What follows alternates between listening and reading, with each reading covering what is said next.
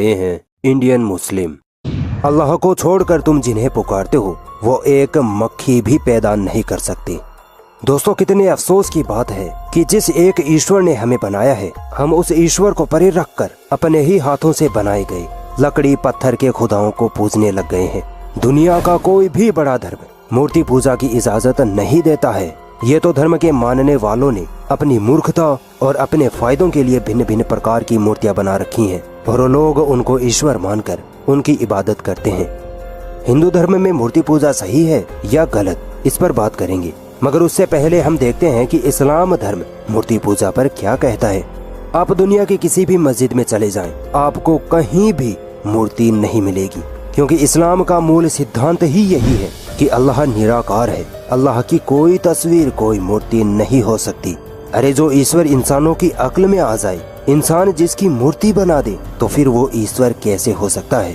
ईश्वर तो वो होता है जो इंसानों की अक्ल से भी बाहर हो। लोग कहते हैं कि मुसलमान काबा की पूजा करते हैं, ऐसा नहीं है। मुसलमान सिर्फ एक अल्लाह की इबादत करता है।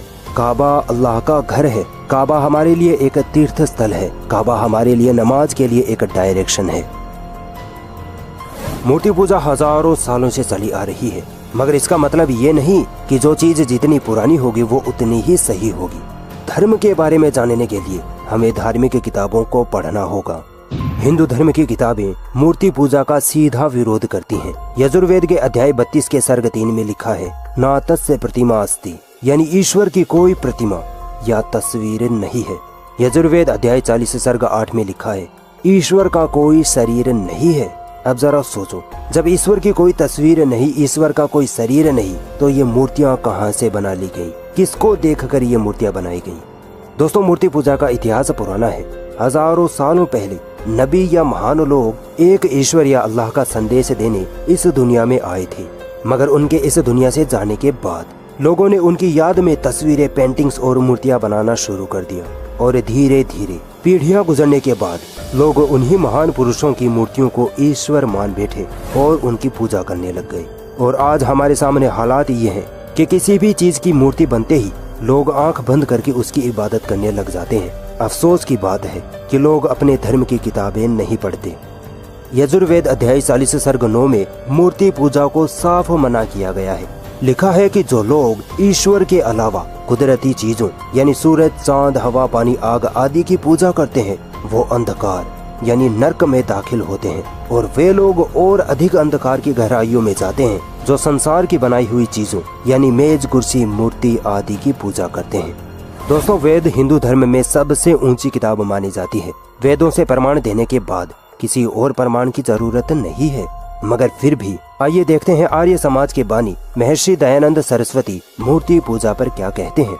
दयानंद सरस्वती कहते हैं कि मूर्ति पूजा वेदों के खिलाफ है। मूर्ति पूजा करना पाप है, जबकि वेदों में मूर्ति पूजा का अता पता ही नहीं है।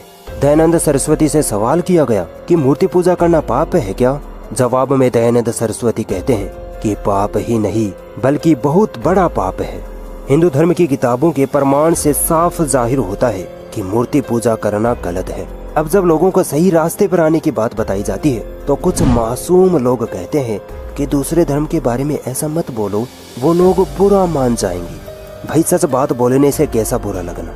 हम लोगों को गलत चीजों से बाहर निकालने और एक ईश्वर अल्लाह की इबादत करने के लिए ही तो कह रहे हैं।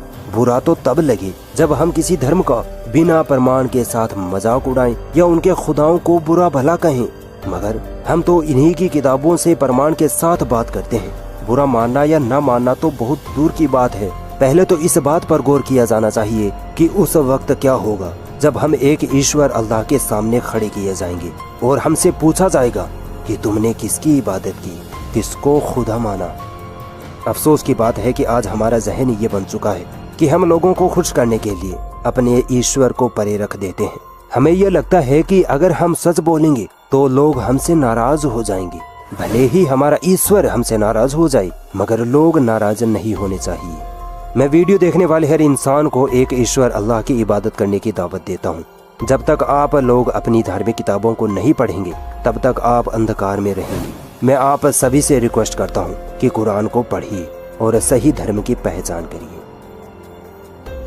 अगर ये वीडियो आपको पसंद आई तो इस वीडियो को लाइक जरूर करें और भी ऐसी इंटरेस्टिंग वीडियोस देखने के लिए हमारा चैनल सब्सक्राइब जरूर करें और इस घंटे को भी दबाएं ताकि जब भी हम कोई नई वीडियो डालें तो उसका नोटिफिकेशन आप तक सबसे पहले पहुंच जाए।